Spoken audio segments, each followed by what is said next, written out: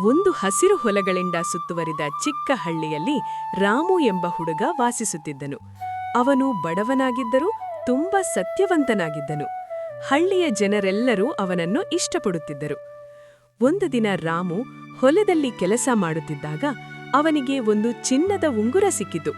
ಅದು ಬಹಳ ಬೆಲೆಯದ್ದಾಗಿತ್ತು. ರಾಮು ಅದನ್ನು ನೋಡಿದಾಗ ಕ್ಷಣಕ್ಕೊಂದು ಸಂತೋಷವಾಯಿತು. ಆದರೆ ತಕ್ಷಣ ಅವನು ಯೋಚಿಸಿದನು, ಇದು ನನ್ನದಲ್ಲ, ಯಾರದೋ ಕಳೆದು ಹೋಗಿದೆ.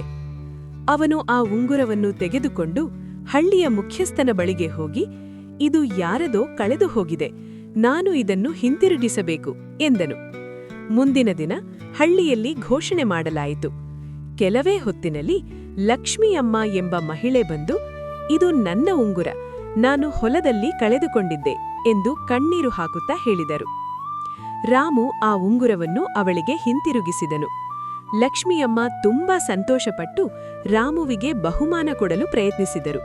ಆದರೆ ರಾಮು ನಗುಮುಖದಿಂದ, ನನಗೆ ಬಹುಮಾನ ಬೇಡ, ಸತ್ಯವನ್ನು ಪಾಲಿಸುವುದು ನನ್ನ ಕರ್ತವ್ಯ ಎಂದನು. ಹಳ್ಳಿಯ ಜನರು ರಾಮುವಿನ ಸತ್ಯನಿಷ್ಠೆಯನ್ನು ನೋಡಿ ಅವನನ್ನು ಮೆಚ್ಚಿದರು. ಆ ದಿನದಿಂದ ಹಳ್ಳಿಯ ಎಲ್ಲರೂ ಸತ್ಯ ಮತ್ತು ಸಹಕಾರದ ಮಹತ್ವವನ್ನು ಅರಿತುಕೊಂಡರು.